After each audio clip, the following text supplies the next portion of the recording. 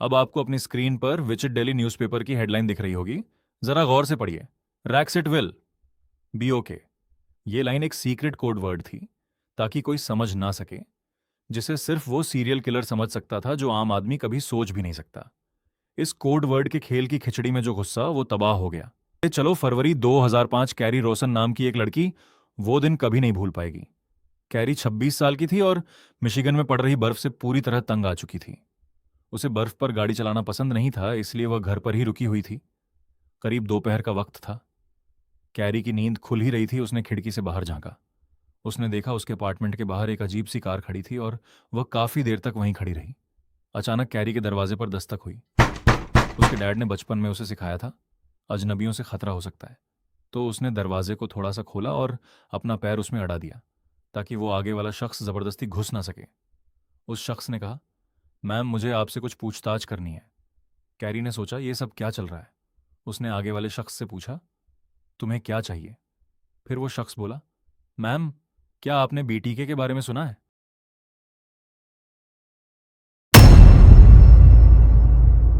वो Christ Lutheran church का सक्रिय मेंबर था, स्काउट लीडर था और पार्क सिटी की सबअर्बन कम्युनिटी में कंप्लायंस ऑफिसर का काम करता था। एक आम पारिवारिक आदमी जिस पर पिछले 3 दशकों में कम से कम 10 लोगों की हत्या का आरोप। एक आदमी जिसमें कत्ल करने की बेकाबू तलब है, तथा कथित संदिग्ध बीटीके किलर की गिरफ्तारी से पूरा इलाका शौक में है। बीटीके बाइंड टॉर्चर एंड किल। और फिर उस शख्स ने कैरी को कहा, मैम, आपके डैड बीटीके हैं, डेनिस रेडर।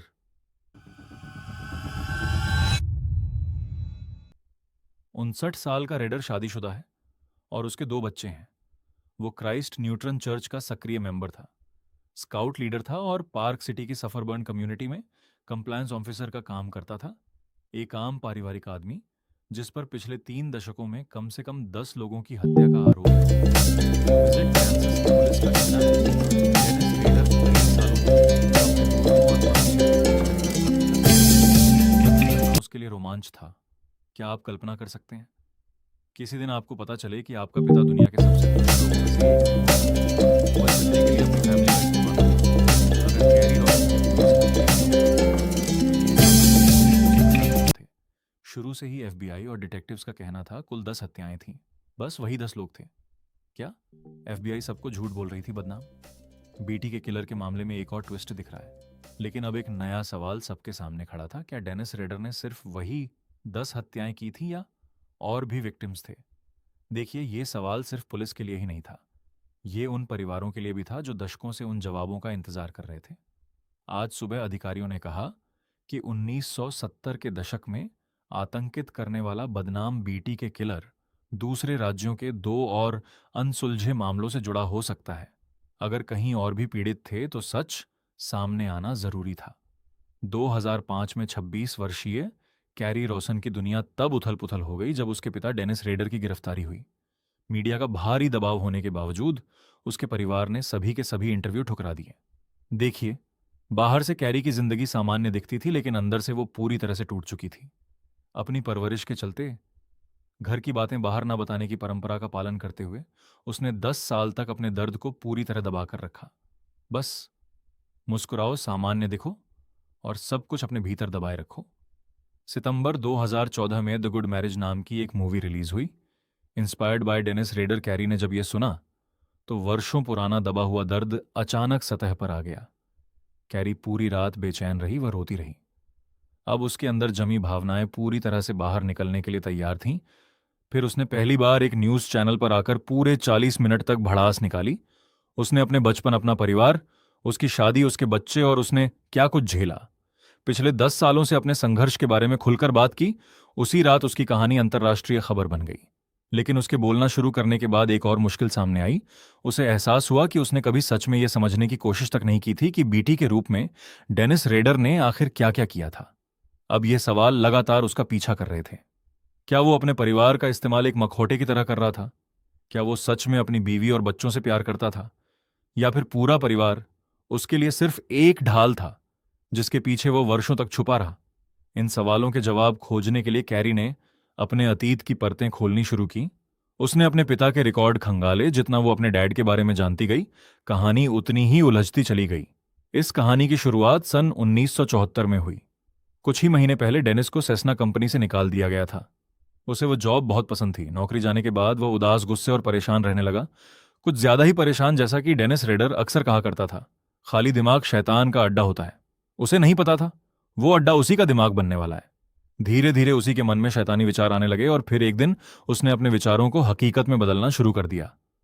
विचिटा एक बहुत ही शांत मिड वेस्ट का शहर था। लोग अपने अपने काम से मतलब रखते थे।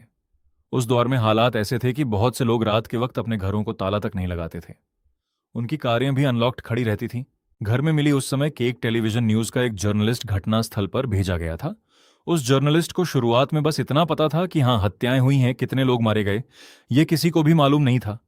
इस मामले की ज्यादा इंफॉर्मेशन भी कहीं अवेलेबल नहीं थी।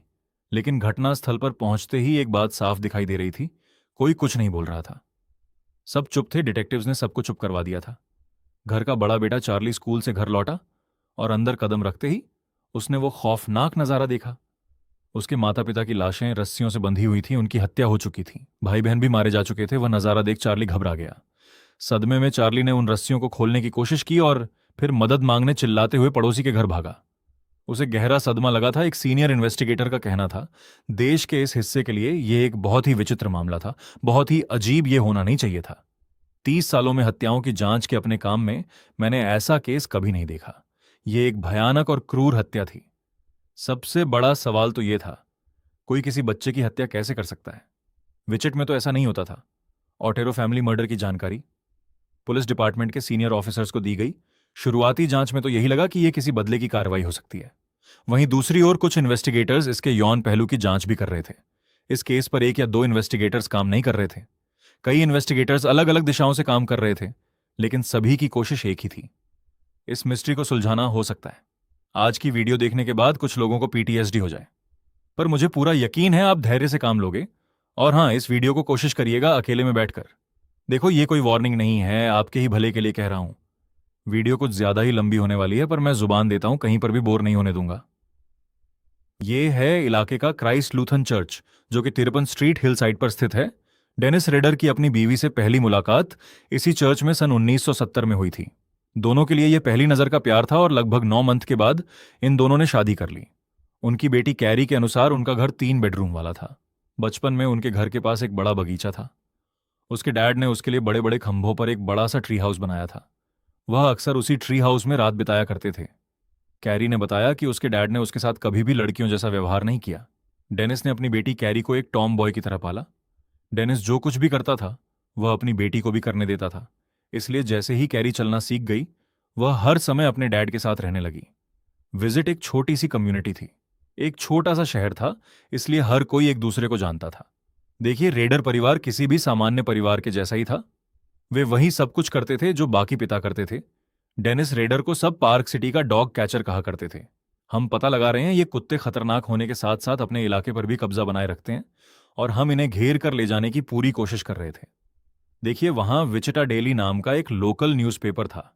उस न्यूज रूम में लगभग 125 लोग काम करते थे। इसमें photo journalist, sports news, business reporter और लगभग हर विभाग, हर कैटेगरी के लोग मौजूद थे। वो समय बहुत रोमांचक था। वहां अक्सर ओटेरो फैमिली मर्डर की चर्चा होती रहती थी, क्योंकि इससे पहले कभी भी एक साथ 4 लोगों की हत्या नहीं हुई थी, जिनमें बच्चे भी शामिल हों। विचिटा ईगल के एक रिपोर्टर के अनुसार ओटेरा केस से जुड़ी बहुत सी बातें ऐसी थीं जो बाद में जाकर सामने आईं। हर पुलिस वाला यह कहता था वो मर्डर बहुत क्रूर थे, बहुत ही भयानक, लेकिन बहुत सी बातें अभी भी जनता से छुपाई गई थीं। रिपोर्टर को यह तो पता था कि भयानक था, लेकिन कितना भयानक था वह कल्पना भी नहीं कर सकता था। इन्वेस्टिगेटर्स ने इस केस से जुड़ी बहुत सी बातें गुप्त रखी थीं। दूसरे शब्दों में कहें तो वह नहीं चाहते थे इलाके में कोई भय फैले, कोई डर फैले। लेकिन उन हत्याओं के पीछे था कौन, ये अभी भी एक रहस्य था, किसी को नहीं पता था। ये किया किसने, पर पुलिस वालों ने कोशिश करना नहीं छोड़ी। फिर अक्टूबर सन 1974 में पुलिस ने सेबरिंग ब्रदर्स को गिरफ्तार किया। असल में ये लोग वो थे जो बच्चों से जुड़े गए। उन्होंने कहा, ORO फैमिली मर्डर्स हमने ही किए हैं। बेशक ये बहुत बड़ी खबर थी। इन्वेस्टिगेटर्स की खुशी तो जैसे आसमां छू रही थी और मीडिया का ध्यान भी पहले से इस मामले पर था और ये न्यूज़ टीवी पर सुर्खियों में छा गई। हेडलाइंस बनने लगी, ओटेरो फैमिली मर्डर्स के गुनहगारों को पकड़ लिया गया है, उन ब्रदर्स के इंटरव्यू टीवी पर आने लगे जहां वो स्वीकार करने लगे कि हाँ, हमने ही वह कत्ल किए हैं। ये मामला इतनी सुर्खियां पकड़ चुका था, जिसकी वजह से आया वो लेटर, एक mysterious letter. Wichita Eagle news को एक अनोनिम्स लेटर मिला जिसमें लिखा हुआ था, अरे जेल में जो 3 ब्रदर्स जो तुमने पकड़े, हाँ ओ टैरो, फैमिली मर्डर के केस में वो कत्ल उन्होंने नहीं किए, और मुझे ये बात इसलिए पता है क्योंकि असल में वो मर्डर्स मैंने किए थे। देखिए, उस लेटर में लिखी गई डिटेल से ये साफ मालूम पड़ रहा था वो लेटर लिखने वाला ही असल में किलर था। और उसने ये लेटर न्यूज़ रूम में क्यों भेजा होगा, वो इसलिए क्योंकि वह उस वक्त असल में पहचान चाहता था। पब्लिसिटी लेटर में लिखा था, मैं ये लेटर टैक्स पेयर के हित और आपका समय बचाने के लिए लिख रहा हूं। जिन 3 लोगों को आपने हिरासत में रखा है उन्हें घंटा कुछ नहीं पता। ये सब मैंने अकेले ने किया है। फिर वो ऑन्ट्रो फैमिली मर्डर से जुड़ी असली स्टोरी लिखता है कि उसने ऑन्ट्रो फैमिली को कैसे मारा। मैंने उनके हाथों को ब्लाइंड की डोरी से बांधा, पैर घुटनों के नीचे, घुटनों के ऊपर, और उनकी कमर को कपड़े सुखाने वाली रस्सी से बांधा। सभी रस्सी एक ही लंबाई की थी। लास्ट में उसने सबको गला घोंटकर ये पढ़ पुलिस डिपार्टमेंट के लोग सहर उठे थे, क्योंकि उनके पास घटनास्थल की असल तस्वीरें थीं और ये अनोनिमस लेटर वाला व्यक्ति तमाम बारीकियां बता रहा था। वो भी 100% सटीकता के साथ। चिट्ठी के नीचे उसने एक संदेश भी छोड़ा था, PS, सेक्स अपराधी अपना तरीका नहीं बदलते और कुदरती तौर पर बदल नहीं सकते, इसीलिए मैं भी अपना तरीका नहीं बदल लूंगा। मेरे कुछ स्ट्रिक्ट कोडवर्ड्स हैं, उन्हें बांधो, यातना दो और मार दो, बीटी के बाइंड, टॉर्चर एंड किल। और आगे उसने लिखा, मैं यही सेम टॉर्चर अगले शिकार पर भी करूंगा। FBI लगातार उसे ढूंढ रही थी, लेकिन उनके हाथ कुछ न लगा कि हम किसी आम अपराधी से नहीं निपट रहे थे। ये ऐसा आदमी था जो परवर्टेड था। फिर आखिर में FBI ने निष्कर्ष निकाला कि हम उस अपराधी को इसलिए नहीं ढूंढ पा रहे हैं क्योंकि वह उन्हीं में से एक था और वह हम सबके बीच रहता है, न कि कहीं छुपा हुआ है। मार्च 1977, शर्ली वियान एक अकेली मां थी। उसके 3 बच्चे थे। उस दिन वो घर पर ही थी और उसकी तबीयत भी ठीक नहीं थी, इसलिए उसने सामान लाने अपने 6 साल के बेटे को दुकान पर भेजा। जब वो वापस लौट रहा था तो उसका सामना एक ब्रीफ केस लिए हुए आदमी से हुआ। दोनों के बीच कुछ बातचीत हुई। उसने कहा कि मैं तुम्हारा अंकल हूं, और उसी बातचीत के परिणाम स्वरूप वह आदमी उस बच्चे के साथ घर में एंटर होने में कामयाब हो गया। इन्वेस्टिगेटर के अनुसार हमलावर ने उन 3 बच्चों को एक बाथरूम में बंद कर दिया। बाथरूम में तड़पते उन बच्चों को एहसास हो गया था कि वह हमलावर उनकी मां के साथ कुछ भयानक कर रहा है, इसलिए वह बच्चे बाथरूम की खिड़की को तोड़ बाहर निकलने में सफल हो गए। वह जोर जोर से चिल्लाकर मदद मांगने लगे और वह आवाज उस हमलावर के कान पड़ गई, जबकि अपराधी गहरे रंग के बालों वाला 30 से 40 साल का आदमी था। देखिए, उस समय इन्वेस्टिगेटर्स ने यह डिसीजन लिया कि दोनों मामलों को तब तक नहीं जोड़ा जाएगा जब तक कि पूरी तरह से पुष्टि ना हो जाए। सन 1977 पुलिस हेडक्वार्टर में एक अनजान शख्स कॉल करता है। उसने बताया, हाउस नंबर 43 में एक मर्डर हुआ है। पुलिस ने पूछा, तुम्हें यह कैसे पता? पर फिर उस अज्ञात शख्स ने फोन काट दिया। 25 साल की नसी जोफक्स अपने पर्शिंग स्ट्रीट के अपार्टमेंट में मरी हुई पाई गई। उसे बांधकर उसका गला घोंटा गया था। उस हत्या की खबर एक आदमी ने किसी फोन बूथ से दी थी। पुलिस का अनुमान है कि हत्यारे ने खुद फोन किया था। देखिए, पुलिस ने बताया कि नसी फक्स के केस में भी किसी ने फोन लाइन काट दी थी, बिल्कुल ओटेरो केस की तरह। उस समय उनके पास एविडेंस के आधार पर पुलिस को यह पूरा यकीन हो गया कि ओटर केस, शर्ली वियान केस और नसी फोक्स केस, उन तीनों मामलों के पीछे एक ही व्यक्ति था, सेम आदमी। और फिर यहीं से विचिट में एक सीरियल किलर की तलाश शुरू हुई। 10 फरवरी 1978 को लेरी हेडबर्ग को एक कॉल आया। उसे पता चला उसके केक टेलीविजन को किसी ने एक अनोनिमस लेटर भेजा है। वहां बैठी रिसेप्शनिस्ट, जो कि मेल वगैरह को सॉर्ट करती थी, उसे अचानक BTK का यह लेटर मिला। वो भागी भागी न्यूज रूम में गई और उसने वो लेटर लेरी को पकड़ा दिया। लेरी ने जब उस लेटर को देखा, खोला और उसे पढ़ा, तो उसके मन में आया, हे भगवान, नहीं, ये फिर से शुरू हो गया। जिसके बाद उसने वह लेटर पुलिस चीफ रिचर्ड को सौंप दिया और यह खेल फिर से शुरू हो गया। यह पहली बार था जब पुलिस डिपार्टमेंट के बाहर किसी को पता चला कि ओटेरो फैमिली का कत्ल, शर्ली वियन की हत्या और नसी फक्स का कत्ल सभी आपस में जुड़ी हुई थी। BTK ने आज के लेटर की शुरुआत इस बात से की है कि कितने लोगों को मारने के बाद मेरा नाम अखबारों में आएगा या देश मुझ पर वॉर करेगा।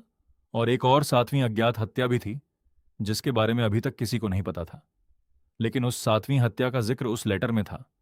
अब पुलिस के लिए कम्युनिटी के प्रति अपनी जिम्मेदारी निभाना जरूरी था। अब उन्हें यह पता लगाना था कि यह नया विक्टिम कौन था, यह 7वें वाला विक्टिम कौन था। वह किसी भी तरह BTK को कम्युनिकेट करते रहने देना चाहते थे। अब वह चाहते थे कि बीटीके हमें अक्सर लेटर भेजते रहे, तो अच्छा है, इससे एविडेंस मिलते रहेंगे, कुछ और जवाब मिलेंगे, और वह ये जान जाएंगे कि वह 7वां विक्टिम कौन था जिसे बीटीके ने मारा था। केक टेलीविजन को भेजे। उस लेटर में बीटीके ने 7 लोगों की हत्या करने की बात कही थी। उसने सभी विक्टिम्स के नाम लिखे, एक को छोड़कर। देखिए, सालों से कई मर्डर केस अनसॉल्व्ड पड़े थे और पुलिस को ये नहीं पता था कि बीटीके का 7वां विक्टिम कौन था। हालांकि डिपार्टमेंट के कई लोगों का यह मानना था कि वह 7वीं विक्टिम कैथरीन ब्राइट थी। अप्रैल सन 1974 में केविन ब्राइट नाम के एक शख्स के सर पर गोली मारी गई थी। वह घर से भागते हुए चिल्लाने लगा कि घर के अंदर एक शख्स है जिसने मुझे गोली मारी। उसकी बहन कैथरीन भी अभी अंदर है, और वो आदमी लूटपाट के इरादे से घर में घुसा था। कैथरीन के भाई केविन ने हत्या का कुछ हिस्सा अपनी आंखों से देखा था, इसलिए वो पुलिस को कुछ हद तक बता सका कि आखिर हुआ क्या था।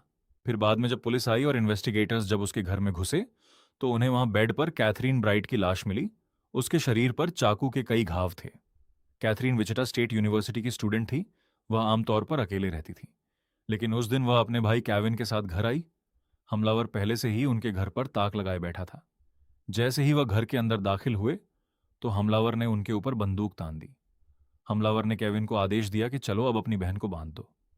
केविन ने वैसा ही किया। फिर वो केविन को एक अलग कमरे में ले गया। हमलावर ने केविन के गले में रस्सी डालने की कोशिश की।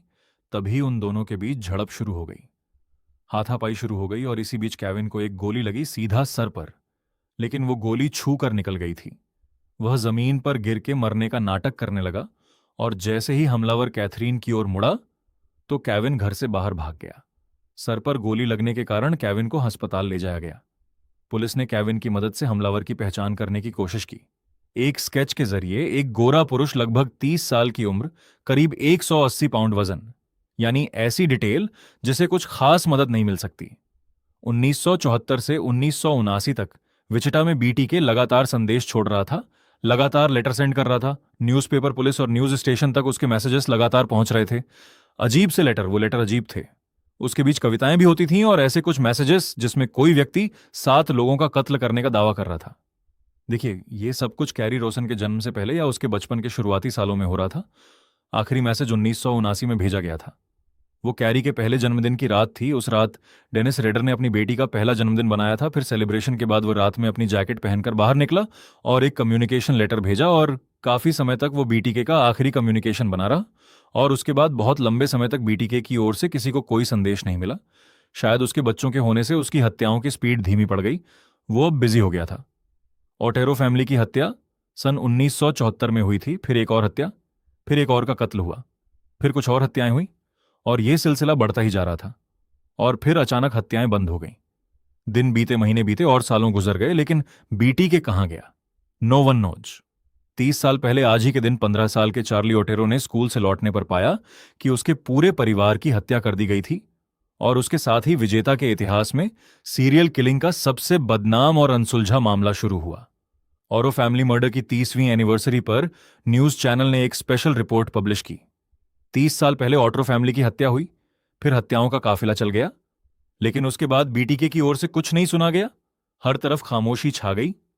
किसी को नहीं पता था उसके साथ क्या हुआ। कई तरह की अटकलें थी। कोई लोग कहते थे वो किसी दूसरे क्राइम में जेल के अंदर है, कुछ कहते थे वो पहले ही मर चुका है, या शायद देश छोड़ चुका है, या वह इस इलाके को छोड़ कहीं दूर चला गया है। 79 के बाद वह कभी दिखाई नहीं दिया। सन 1984 में विचिट के एक न्यूज एंकर ने कहा, बीटीके बस एक पुरानी कहानी जैसा था, उन्हें सोचना पड़ता था। ओह हाँ, बीटीके के नाम का एक केस भी हुआ करता था। उसने 70 के दशक में हत्याएं की थी, लेकिन अब सब ठीक है। या तो वो मर चुका है या वो जेल में है, बस इतना ही। वो अब एक लेजेंड बन चुका था। अब उसके बारे में कोई नहीं सोचता। अब तो किसी की जुबान पर उसका नाम भी नहीं है। खैर, उस न्यूज रिपोर्टर ने कुछ ज्यादा तो नहीं कह दिया। हाँ, कुछ ज्यादा ही कह दिया, और यही वजह थी वो फिर लौट आया। आप देखेंगे एक ब्रेकिंग न्यूज, गुड इवनिंग। कई सालों तक विजिट को दहलाने वाला सीरियल किल। आज रात दिल से सपोर्ट, पुलिस का कहना है। ऐसा लगता है कि विजिट में बीटीके वापस आ गया है। देखिए, जिस तरह से वो वापस आया वो काफी चौंकाने वाला था। उसने विचिट के एक अखबार को एक ड्राइविंग लाइसेंस भेजा, एक ऐसी हत्या से जुड़ा हुआ जिसके बारे में किसी को पता तक नहीं था कि वो उसका काम था, यानी बीटीके का काम था। बीटीके ने अपने उस लेटर में दावा किया कि विक्की वेगली उसकी 8वीं शिकार थी। सितंबर 1986 में उसके घर से उसकी लाश बरामद हुई थी। और उसी साल बीटीके से आखिरी बार कांटेक्ट हुआ था। फिर वो गायब हो गया। खैर, फिर से वापस आते हैं। देखिए, इस केस में कुछ अजीब था। जब इमरजेंसी सर्विस टीम विक्की के घर पहुंची, हालांकि अभी तक पुलिस, डिटेक्टिव और उनकी टीम क्राइम सीन पर पहुंची ही नहीं थी, और वह क्राइम सीन की तस्वीरें लिए जाने से पहले ही विक्की को हॉस्पिटल भेज दिया गया था। इसलिए पुलिस के पास तो उस क्राइम सीन की कोई तस्वीरें नहीं थी, लेकिन बीटीके ने जो ड्राइविंग लाइसेंस भेजा था, उसी के साथ उस लेटर में क्राइम सीन की तस्वीरें भी शामिल थीं, और वे तस्वीरें उसकी 8वीं शिकार विक्की वेगले की थीं। उस मिस्टीरियस लेटर द्वारा भेजी गई तस्वीरों में विक्की अपने घर के अंदर डेड अवस्था में पड़ी थी, और कुछ बहुत ही भयानक तस्वीरें भी थीं। और तब इन्वेस्टिगेटर्स को यह पक्का यकीन हो गया कि जो भी यह व्यक्ति था जिसने यह लेटर भेजा, वो असली बीटीके ही था। न्यूज़ चैनल, अखबार, हर पन्ने पर सिर्फ उसी का नाम था। हर तरफ यह न्यूज़ फैल चुकी था कि बीटीके लौट आया है। क्या आप कल्पना कर सकते हैं इस न्यूज़ की हेडलाइन से वो कितना खुश हुआ होगा? यही तो उसका मकसद था, उसे दोबारा पब्लिसिटी मिले। And he got it. सब हैरान थे, न्यूज़ वाले, पुलिस वाले, सबके एक्सप्रेशन सेम थे वाट। लेकिन अब पुलिस का कहना है कि अब बीटीके वापस आ गया है, इसलिए पुराना खौफ उठाया है। स्टीफन रेलफोर्ड उस समय केवल 5 साल के थे जब बीटीके ने उसकी मां की हत्या की थी। वो 5 साल के थे जब एक ब्रीफ केस वाला आदमी उन्हें मिला, और उसी के साथ वह उसके घर में घुस गया। सबके तोते उड़े हुए थे, लेकिन अब सबसे डरावनी बात तो ये थी, वो पब्लिसिटी हासिल करने के लिए अब क्या करेगा। जैसे ये मामला मीडिया में आया कि एक न्यूज़ रूम में मेल्स आने लगे, लोग लिख के ईमेल्स भेजने लगे कि उनकी राय में बीटीके कौन हो सकता है। ढेरों ईमेल्स और कई तरह के टिप्स न्यूज़ वालों और इन्वेस्टिगेटर्स के लिए। हर सुराग पर काम करना पॉसिबल नहीं था, लेकिन प्रॉब्लम यह थी कि सुराग को नज़रअंदाज किया जाए। क्या पता वह असली सुराग निकल आए। यह बेहद कठिन स्थिति थी। फिर बीटीके ने केक टेलीविजन को दूसरा संदेश भेजा। उस लेटर में बीटीके की अपनी कहानी थी, जिसे वह एक किताब की शक्ल में लिखना चाहता था। द बीटीके स्टोरी उसमें लिखा था। Chapter 1, chapter 2, chapter 3, chapter 4 the BTK story, a serial killer is born, don fetish fantasy, world कल्पनाओं की दुनिया। शिकार की शुरुआत, बीटीकेज हंट्स यानी उसके ठिकाने हिट्स एंड ट्रेजर्ड मेमोरीज। आखिरी पर्दा, dusk and will there be more, 13वां चैप्टर था। विल देयर बी मोर मतलब क्या? आगे भी कुछ होगा क्या? अभी और कत्ल होंगे? किसी को नहीं पता था। उसने ये लास्ट में क्यों लिखा? क्या वो पब्लिसिटी पाने के लिए फिर हत्या करेगा या नहीं?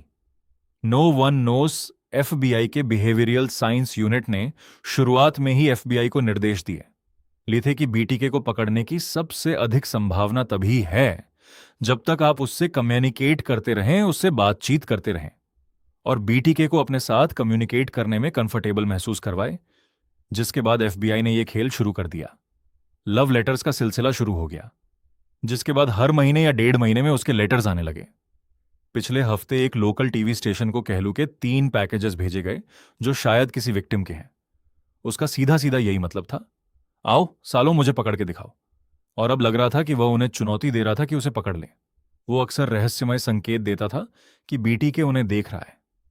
कुछ सच्चे होते थे, शायद कुछ नहीं, क्योंकि वह अपने लेटर्स में कुछ ऐसी बातें लिखता था जिससे यह साबित होता था कि वह उन्हें देख रहा है।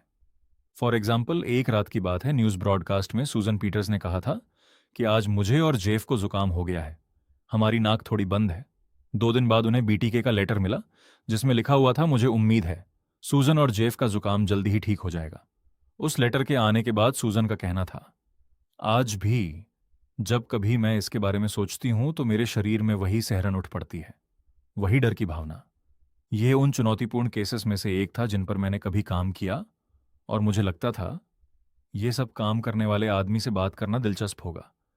लेकिन उस लेटर में सूजन अपना नाम देख बहुत घबरा गई। जनवरी 2005 के एक न्यूज़ रूम में एक पोस्ट कार्ड पहुंचा। लेटर नहीं, पोस्ट कार्ड। उस पर रहस्यमय तरीके से एक एड्रेस लिखा हुआ था। 69 नॉर्थ और 77 नॉर्थ के बीच सैनिका रोड पर। इस पोस्ट कार्ड के अंत में बीटीके ने लिखा, अगर तुम्हें यह एड्रेस मिल जाए और वहां पड़ी चीजें तुम्हें मिल जाएं तो मुझे किसी तरह बता देना। किसी इशारे के रूप में। अब उस एड्रेस पर था क्या, ये तो अब जाके पता लगेगा। केक न्यूज़ ने तुरंत अपना एक रिपोर्टर वहां भेजा। वो जगह एक सुनसान ग्रामीण सड़क पर एक स्टॉप साइन के नीचे थी। रिपोर्टर्स ने वहां अब तलाशी लेना शुरू कर दिया। वो पास में खड़े होकर उस जगह की तस्वीरें लेने लगे। कुछ ही देर बाद पुलिस चीफ और डिटेक्टिव वहां पहुंचे। इन्वेस्टिगेटर्स ने घटनास्थल पर घंटों बिताए। फिर उसके बाद पुलिस चीफ ने उन रिपोर्टर्स को एक रिक्वेस्ट की, प्लीज इस न्यूज़ को लीक मत कर देना। जांच पूरी होने तक इस जगह का खुलासा ना किया जाए तो बिल्कुल सही रहेगा। वहां उस साइन बोर्ड के पास एक बॉक्स पड़ा हुआ था, सीरियल बॉक्स, और पुलिस उस बॉक्स को अपने साथ ले गई। जब पुलिस ने उस बॉक्स को खोला तो उस बॉक्स के अंदर एक बॉबी डॉल थी जिसके गले में फांसी का फंदा लटका हुआ था। खैर, इस सब का मतलब क्या था, बीटीके क्या बताना चाहता था, अब उस पर आते हैं। देखिए, इस सीरियल बॉक्स संदेशों के माध्यम से बीटीके ने अपनी एक इच्छा जताई कि वह आगे चलकर कुछ ही दिनों में मीडिया वालों और न्यूज़ वालों से फ्लॉपी डिस्क के जरिए संपर्क करना चाहता है, ना कि बार बार वही घिसे पिटे लेटर्स के द्वारा। लेकिन उसे डर था कि कहीं पुलिस उस फ्लॉपी डिस्क के जरिए उसे ढूंढ ना ले। बीटीके ने पूछा कि क्या फ्लॉपी डिस्क भेजने से मेरी पहचान बाहर तो नहीं निकल आएगी। फिर उसने एक बहुत ही दिलचस्प बात पूछी, ईमानदारी से बताना, अगर मैं फ्लॉपी डिस्क भेजूं तो उसके जरिए तुम मुझे पकड़ तो नहीं लोगे। इसके बाद उसने अपने लेटर में कहा कि इसका जवाब कल की अखबार में छाप देना और उस पर सिर्फ इतना लिख देना, Rex it will be okay. और उस कोड वर्ड को देखकर मैं समझ जाऊंगा कि फ्लॉपी डिस्क से कोई खतरा नहीं है। मैं अखबार में अपने आप ढूंढ लूंगा। और अगले दिन केनी लैंडवेयर ने बिल्कुल वैसा ही एक विज्ञापन कोड वर्ड में छपवा डाला जैसा कि बीटीके ने कहा था। ये रहा वो न्यूज़पेपर का विज्ञापन, Rex it will be okay. और इसके बाद आखिरकार फाइनली बीटीके ने एक फ्लॉपी डिस्क भेज दी, लेकिन न्यूज़ वालों ने वो डिस्क एफबीआई वालों को सौंप दी। खैर, डेनिस को यह नहीं पता था कि हर फाइल की हर चीज का मेटा होता है। कंप्यूटर की दुनिया में जब एफबीआई ने उस फ्लॉपी डिस्क की जांच करी तो उस फ्लॉपी डिस्क में नाम क्रिस लूथर चर्च का आ रहा था और उसका यूजर नेम डैनी था।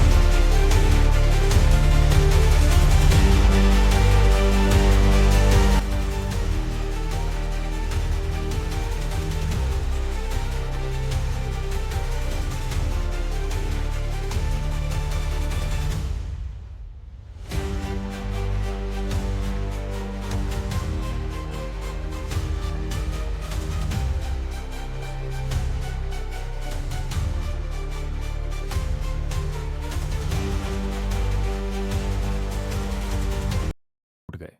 फिर उसने हर अपराध के बारे में बताना शुरू कर दिया, यहां तक कि दो ऐसी हत्याएं भी एक्सेप्ट की जो पहले उससे जोड़ी नहीं गई थीं। डेनिस ने एक मामले का एक प्रोजेक्ट नेम बताया, एक कत्ल जो उसने किया था 19 जनवरी 1991 में। डोलरस डी डेविस को उनके घर से अगवा कर लिया गया। फिर उसने डलोरस डी डेविस की हत्या की पूरी इंदिवो प्रोजेक्ट डॉग साइड था, वो उसके लिए कोड नेम था। असल में शाम को मेरे पास थोड़ा खाली वक्त था, मैंने उसे शुक्रवार की रात को मारा। जनवरी सन 1991 में कैरी की मां बीमार थी और खाना वाना डेनिस ही बनाया करता था। कैरी के अनुसार उस दौरान वो काफ़ी तनाव में थे, पैसे की कमी थी और फिर उससे कुछ ही समय बाद डेनिस ने मिस डेविस की हत्या कर दी। उसने उसका शव कार की डिग्गी में रख दिया और बाद में वही कार उसने अपनी बेटी कैरी को हाई स्कूल जाने के लिए दे दी। उसने कहा, मुझे मत मारो, मुझे मत मारो। मैंने उसके सिर के ऊपर पैंथी होस्ट डालकर उसका गला घोंट दिया। फिर मैंने उसे वहां ले जाकर पुल से नीचे गिरा दिया।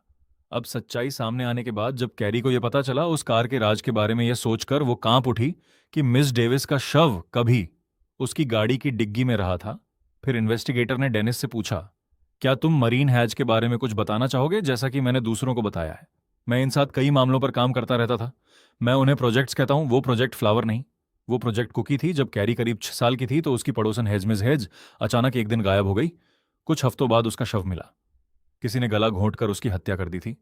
डेनिस की हिट किट जो मिस हेज की हत्या में इस्तेमाल हुई थी, एक पुराना मेहरून कलर का बॉलिंग बैग था जिस पर सफेद पट्टी बनी हुई थी। लेकिन असली पागलपन की बात इसके बाद शुरू होती है। मिसेस हेज की हत्या करने के बाद डेनिस ने उसका शव एक कंबल में लपेटा और उसी की कार की डिग्गी में रख के उसे क्राइस्ट चर्च ले गया। तो आपने ये पहले ही तय कर लिया था कि आप उन्हें चर्च में ले जाना चाहते हो, चाहे देता हो या मर्तबा हर हाल में चर्च जाने वाली है। वही चर्च जहां उसका परिवार हर रविवार प्रार्थना करता था। फिर डेनिस ने मिस हेज के यानी उसकी लाश के कपड़े उतारे और दूसरे कपड़े पहना दिए और उस लाश के कपड़े खुद पहन लिए और उसकी डेड बॉडी के साथ बॉन्डेज करते हुए तस्वीरें खींचने लगा। उसका इंटरव्यू लेते वक्त इन्वेस्टिगेटर्स को यह साफ साफ महसूस हुआ कि डेनिस को अपने द्वारा की गई हत्याओं पर गर्व था, नाज था। उसने साफ साफ कहा था, उसे मलाल था कि काश वो कुछ और भी कत्ल कर पाता। उसने ऑफिसर को कहा, अगर मैं अकेला भेड़िया होता, अगर मेरे ऊपर परिवार, चर्च और नौकरी जैसी सामाजिक जिम्मेदारियां ना होती, तो मैं और हत्याएं कर पाता। सब लोग शहर में आने लगे क्योंकि अब यह अंतर्राष्ट्रीय स्तर की खबर बन चुकी थी। उस दिन हर चैनल लाइव कवर कर रहा था और फिर विचिटा पुलिस चीफ ने घोषणा की, बीटी के गिरफ्तार हो चुका है, ही इज अरेस्टेड नाउ। भीड़ में खुशी की लहर दौड़ पड़ी। लोगों ने तालियां बजाई, लोगों के आंसू आ गए, लोग खुश थे, आखिरकार वो पकड़ा ही गया था। देखिए, विचिटा के लिए एक सबसे बड़ा झटका तो यह था कि बीटी के एक सामान्य आदमी दिखता था, नौकरी करता था, हर दिन काम पर जाता था, पत्नी थी, 2 बच्चे थे, लेकिन वह आदमी एक सीरियल किलर निकला। गिरफ्तारी के बाद हर कोई न्यूज चैनल, हर कोई पत्रकार डेनिस के परिवार का इंटरव्यू लेना चाहता था। हर कोई बस एक ही सवाल पूछ रहा था, वो भी डेनिस के परिवार से, तुम लोगों को पता क्यों नहीं चला? तुम लोगों को तो पता होना चाहिए था।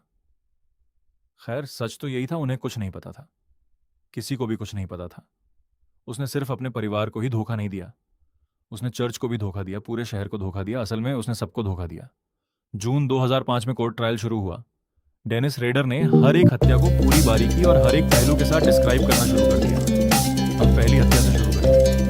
मैंने पहले कभी किसी का गला नहीं घोटा था, इसलिए मुझे पता नहीं था कि उसमें कितना प्रेशर डालना पड़ता है या उसमें कितनी देर लगती। वो छटपटा रही थी और मेरी पकड़ गीली पड़ रही थी। गला घोंटने से उसकी मौत ही नहीं हो रही थी और मुझे उस पर चाकू का इस्तेमाल करना पड़ा। मैं उसके लिए एक गिलास पानी लाया, उसे थोड़ी राहत दी और फिर उसे बांध दिया। फिर मैंने उसके सिर पर एक बैग डालकर उसको गला घोट दिया। वो लगभग 45 मिनट तक बोलता रहा। वो 45 भयानक मिनट्स विक्टिम्स के फैमिली वाले बस उसे सुन रहे थे और रो रहे थे। 60 साल का डेनिस शांत स्वर में उन 10 हत्याओं का एक्सप्लेनेशन ऐसे दे रहा था जैसे कोई पोस्टमार्टम डॉक्टर अपनी रिपोर्ट को एक्सप्लेन कर रहा हो। न्यूज एंकर्स बस एक दूसरे को देख रहे थे, उनके मुंह खुले रह गए। ये सच नहीं है,